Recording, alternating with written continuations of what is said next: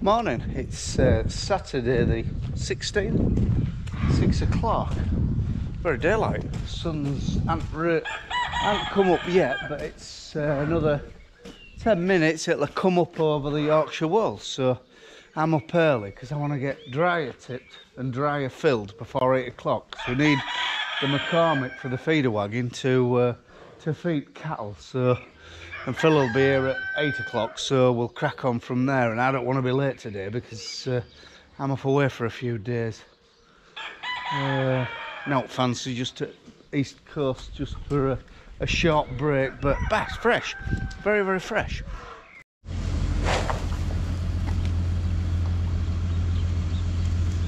They're sharing, Mum. In fact, that's one at Twins. So it's been a little bit an opportunist when that cow's sort of having a bit of Barley, he's grabbing a bit of milk off her, look. But yeah, calves are doing fantastic, growing like mad. Sort of overcome their ailments as well, because I was a bit worried that we were going to end up with a bit of pneumonia in this stuffy yard, but they're desperate to be outside. And but the grasses are just too wet, they'll make a terrible mess. But we've missed the day. We usually start calving a fortnight before Christmas, and I've got an app on my phone which you put, it's called gestation calculator or something, and you put like cowing and it says when it's going to calve. It knows, the app knows the days that the gestation days. And anyway, I've missed. If what I'm saying is, if a cow had been bulled yesterday, it'd have been due on Christmas Day. Well, Christmas was a bit hectic this year, so this last year. So I mean, I'm gonna leave. We're gonna put it in middle of next week. So the bull's coming in here. So I'm just a little bit worried when he starts getting frisky and is jumping about one thing or another that a calf gets injured. But usually they're out to grass with a lot more space. But it ain't gonna happen this year. It really ain't. But yeah, they're doing fantastic, really are, but they are desperate to be outside now. They're getting a bit of creep. I'm subsidising and with a bit of creep the calves, and they're eating a lot of silage as well. They're always at the silage trough, sort of nibbling away, and we are using a lot more silage now. The cows are feeding than just the feeding the calves are feeding, just feeding the cows. But that's going in short supply as well, so we could do with. That's another reason why we could do with them out. And we've got 2 acre of fodder beet left as well. Well, acre and a half probably. And we'll probably take the fodder beet we've got left and sprinkle it into the grasses, so it makes the grass grow further, because there's going to be a lot of number of cattle in a small area. So they're going to need a bit more food than what the grass can grow, if I'm making any sense. Right. That's a beautiful sight at 6:15 on a Saturday morning. You know, the big yellow guy's rose his head, and there's not a cloud in the sky. It's beautiful. Are we in for a change? A change in the weather? Because I walked across some land yesterday and it wasn't quite dry enough to drill, but hopefully on Tuesday, Wednesday it will be.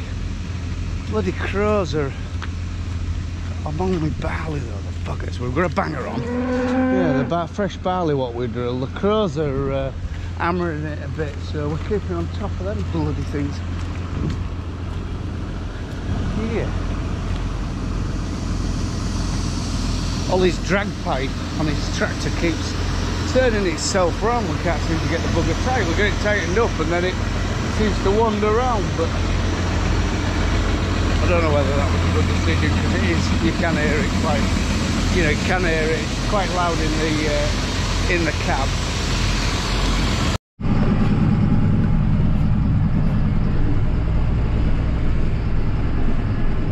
Well, with all these mucky windows and the brightness of the sun, I could hardly bloody see out this morning. We noticed yesterday that all our winter crops have got hold of its first application of nitrogen. Things are growing like mad. The rape, you can nearly watch that rape grow.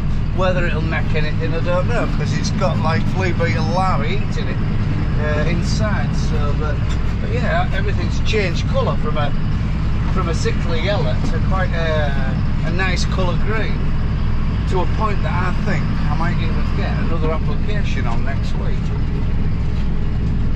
But we've still got some to do on really horrible clay. What, it hasn't been dry enough to carry us yet, which is quite a worry really, because it should have been fed by now. But it is what it is, isn't it? We're out on our own with that one. Yeah, she'll complain with that. She's bright this morning.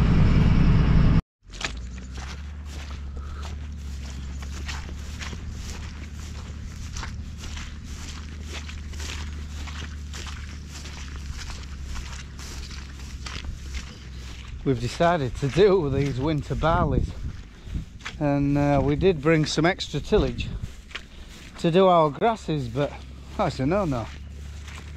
It's, oh God, it's horrendous down here. The bloody we've never seen it at this time of year as wet as this. I mean, it's pointless putting tillage in bloody water, and there's just slap holes all over. So it says though, getting to the fields a nightmare, is making a right mess down there, which we can repair. It's only grass, we aren't bothered about that. But the next field is in, which is barley. It says he ain't making a mark, but this one might just try us, so we'll see. If we didn't have the flotation tyres though, and the little John Deere keeping a real light footprint, we'd be beat down here. I think if you come with some normal 650s, you would make just from one end to another, it would be just like a wheeling's a foot deep. Not easy down here. Not easy anywhere, is it, this time?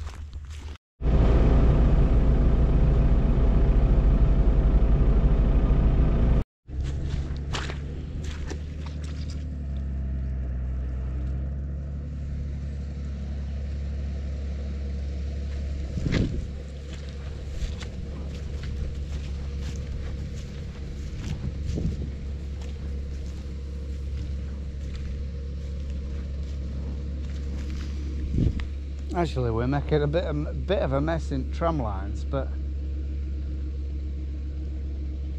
it didn't have so bad, really.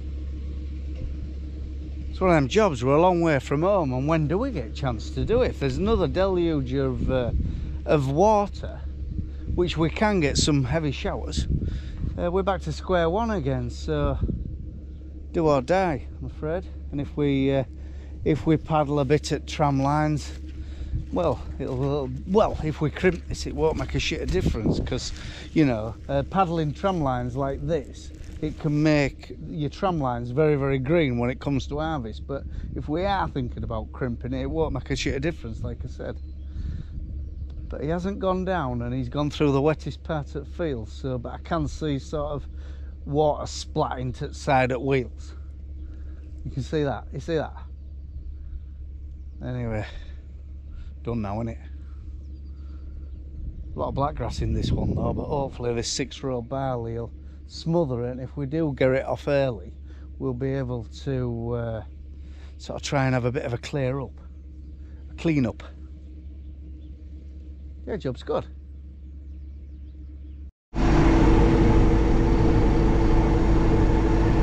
Bit of nicer weather, so getting an opportunity to round up some stubbles off. This one's off in with fodder bees. We've been over some water off in with spring barley, but there's still a lot of tender spots. We won't be drilling for another, well, 10 days. So we could just do with a little dry window, a week's dry window, and then we could sort of get a bit of land work ticked off.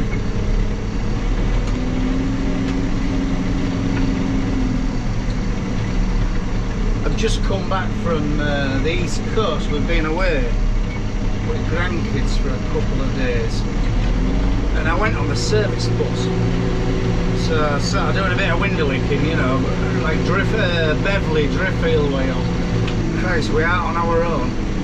Oh, it's a bit of drift, look. It's a bit windy for the job. No, a bit of looking out bus window. Because I sort of met up with Nicola had been there all week, and anyway I went on post and sort of window licking, looking out windows, seeing what was going on. Bloody hell, there's some horrendous crops. There's some good ones, but there's more bad ones. So I bet you think there was going to be a shortage of one thing and another, but I don't know, prices isn't ringing true to that. You think stuff would be starting to go up. But yeah, a lot of wet holes.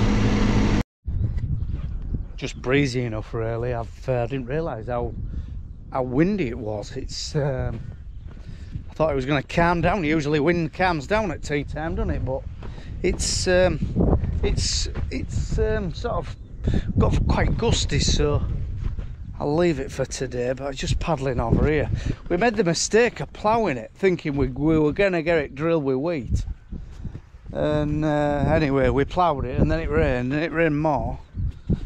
Christ, it's just like blancmange. It really is. I don't know when we're going to get a chance to sort of get it drilled. I mean, we've missed the wheat window, but I mean, it wants to be in with spring barley, this land. But no, this ain't gonna, I don't know what, I think he'd just bog down and he'd get stuck. We're just doing another 4 days on a trot, 4 drying days, and it would go. But look, there's like little pockets of water there, like that, all over the field.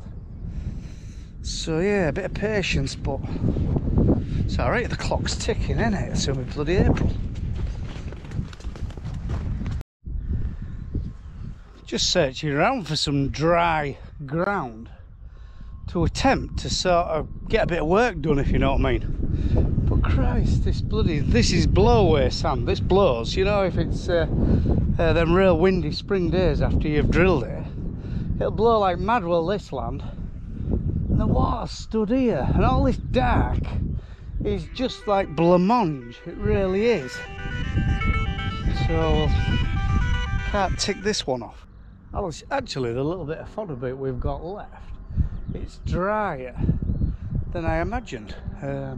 Not dry enough to give him a ring, because I mean, for the bit we've got, he'll have to just drop in when he can. But we're hoping to get turned out maybe next week, the Herefords. So we'll take this to grasses and feed them on grass, because we're going to be fairly heavily stocked on where we're putting our cows and calves this time. So you know, this will just help them along. But the fodder bait itself is still in real good order, you know, solid as out. So whether food quality, the feed quality is gone, I don't know. But yeah, actually it's solid to a point. I don't know whether to send one of them with a cultivator tomorrow, just do a bit of dragging. So maybe get a bit more of this drilled.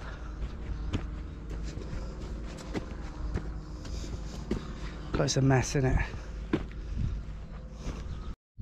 This is where we knocked off drilling spring barley, and Ollie was just got to a point that it was just sort of floundering downfield, and if you let the full weight off the tractor, it's just buried itself. So he carried the drill and he managed to get through there, but we had to knock off. But it is a lot solider than it was the other day, so it's coming, it really is.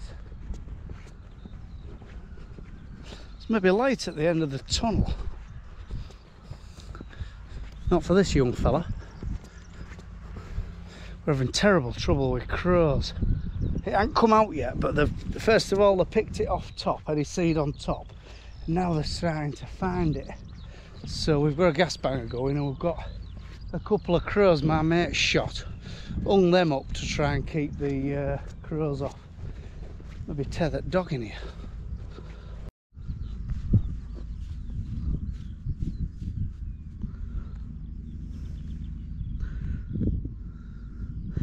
Yeah, it's growing, look.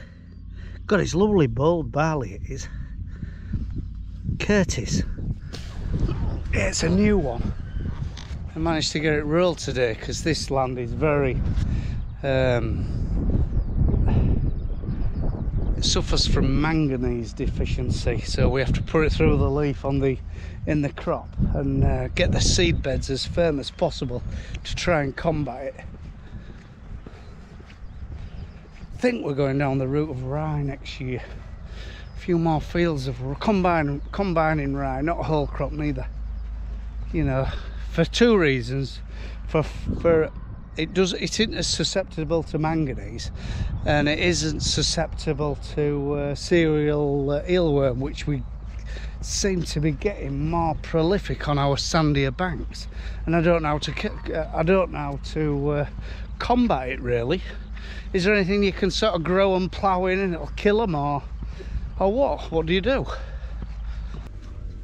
First job of the day. We put Warny in the other day, and he's been active from the start, and he has been rowing about in a small space, but calves seem to know to get out of his way, so, and that'll tie in. The day he went in, it'll be nearly New Year's Day-ish if he's worked straight away.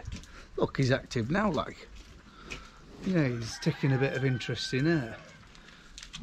And yeah, it was a bit of a worry that he'd rear up on one and sort of land on a calf, but so far so good. But yeah, I want to we've got a cow. It's dark, isn't it? I don't know whether you can see. We've got a cow in here. We've only got, there's 3 left to calve, and one of them's quite close, but anyway, just have a quick look over this wall.